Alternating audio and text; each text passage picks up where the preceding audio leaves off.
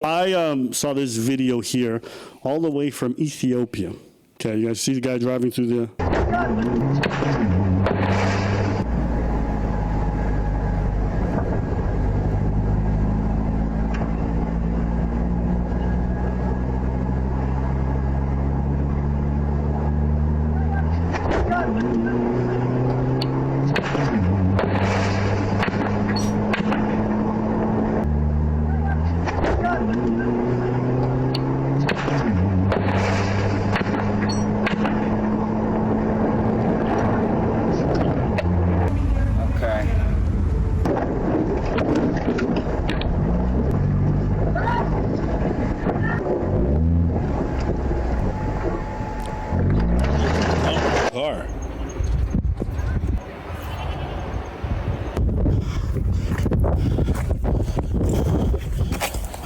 Car.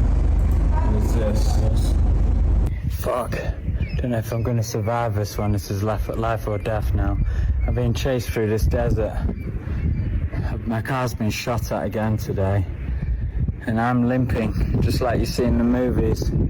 Limping through the desert, trying to avoid locals from seeing me. And I can see my car from 100 meters away. Locals are crowding around it. The tires are shot out. He won't take anything. No, he will not. We will follow. The other way. It's better.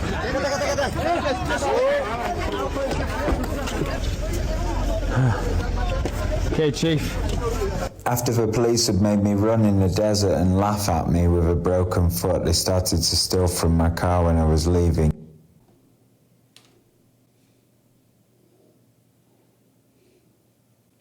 Grandpapa Smurf had the most orange beard I've seen in my goddamn life.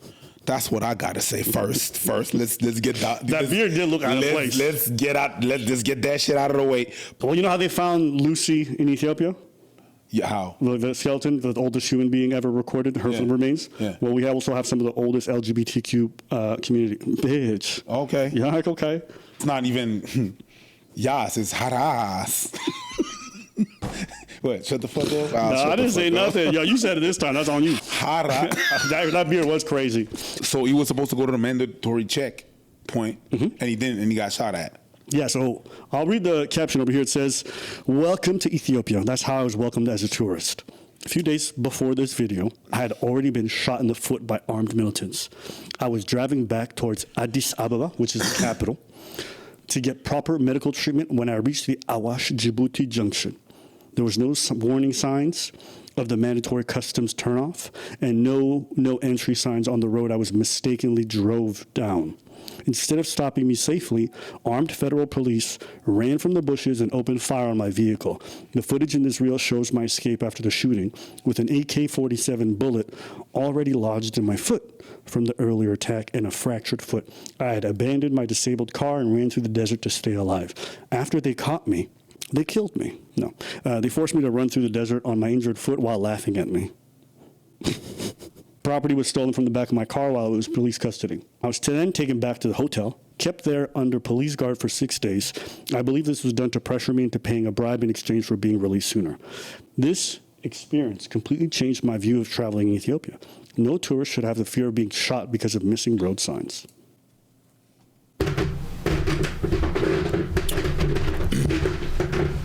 When we went to Ethiopia, you said, yeah, we're going to go to Ethiopia, but not the northern part because, you know, shit is going down over there. And I went, ooh, let me get shot in the foot.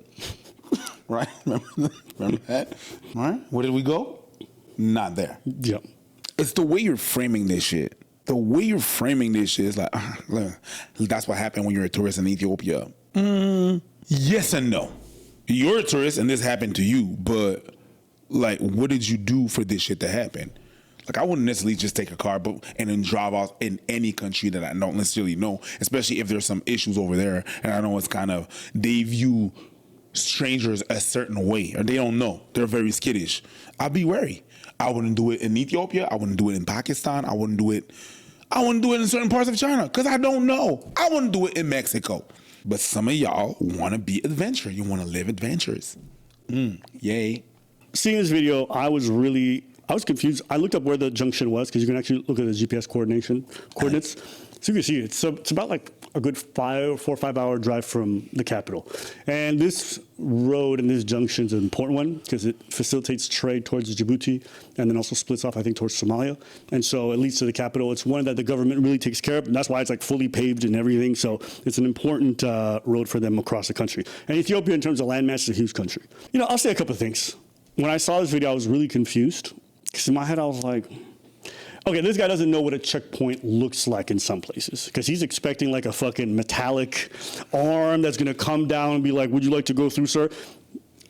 I know because... And a line for the pay pass and a line for the money. Yes, because it's a 2-lane, it's like right, there's 2 lanes. But if you notice, if you guys watch the video back, you'll see a bunch of tires and rocks lined up as they infringe upon the lane. Why? Because they're narrowing it from 2 lanes into essentially 1. The reason why they're doing that is to let you know this is going to be a closure area to stop. Now, he doesn't know that. Cool. That's probably why you shouldn't drive there. You know, like even Ethiopians, a lot of them would never feel that comfortable to drive across the country for a variety of reasons. 1, because there's instability in some parts. 2, because your own government, from wherever the fuck you are, has already put notices of the fact that there's some level of instability. So the military reaction and some militants, because apparently he got shot by armed militants somewhere else nearby. This dude doing whatever the fuck he wants. Bro, if you get shot by... And I know that because he got shot at, and his dumb ass thought he was going to dump his car and hide in the desert as a white dude in the middle of Ethiopia with a bullet in his foot. Like, you know what I mean? You got a bit of like a brain dead adventurer, adrenaline junkie, main character syndrome. Like, it's just... I think you're wrong. Who's not going to spot you? I think you're wrong. You know what I mean? He's just a tourist. You don't speak the local language. You don't do that. It's like, He's just a tourist. I don't know. That's how you treat tourists? And look, that's crazy. You don't want to see nobody get shot. No. Right? But at the same time, you don't know the roads. You don't know the way the things are set up. And you're speeding past. Right? You're acting like you're a local in Mexico and you think the cartel might rob your truck. But if you're not from there, why are you just, I don't know. To me, personally, this is how I feel. If locals don't even do a lot of the shit that you're doing, if diaspora Ethiopians don't do a lot of shit you're doing, maybe you shouldn't do it. You know what I mean? Maybe I'm tripping. Like, I just wouldn't tell a tourist to go to the States and like, oh, go check out Compton and hang out and see the different areas. You know what I mean? Go to this. It's like, there's something weird with pop, pop, pop, pop, pop. Oh my God. Again? It's like you're getting shot at by the police. Twice? You must be doing something wrong. Twice. It's like if you go to Mexico and you're like, man, the cartel is shooting at me twice. You're doing something wrong. He wrote, reading some of these comments, it's clear that some people don't understand the purpose of road signs. Oh my day. Yeah, no, that's entitled. Entitled tourism. Oh my days. Okay, bro.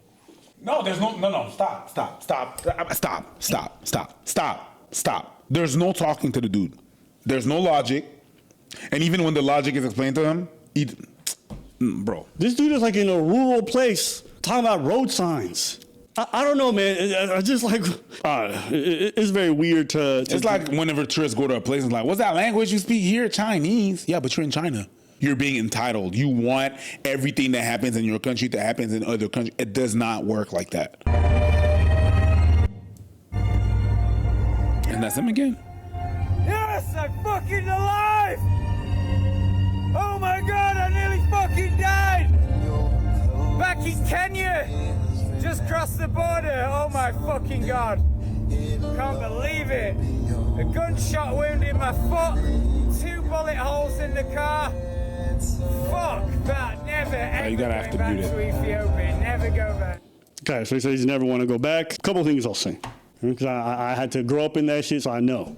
Right? Oh, yeah? A lot of them checkpoints are just hustle points, right? Yeah. You know what I mean? Especially with the way he looked. Some people will be like, yo, run me a little bribe, run me a little 15, 50, whatever it is, right? And I get it, but that's like why people, when they go, if you're not a local, you get a fixer. You get somebody who's like knows the area, knows the language, can talk you through some places, make sure that you can communicate what you're doing there, because they don't know what you're there for, who you're going to see, whatever it is. Like, I don't know. I don't even want to say it's not a self-preservation thing, because I don't think he cares. I think this dude's a bit of an adrenaline junkie.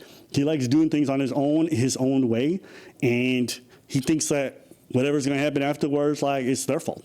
I should be able to do this. If you stay in Addis, you're not going to have no issues.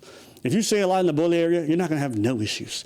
I see, when I go back, I see fucking tourists, everybody just walking around, everybody minding their business. They don't care. You have to do something that locals don't even do and then be like, oh my God. It's like, it's not a joke. No. Guys, it's really not a joke. We covered these two that were in their car in Mexico, and they stepped they stepped on cartel land, and they were like, ah! Oh, the two gay dudes? Yeah. Yeah. What way should I go? Straight or right? Just pick one. Okay, straight.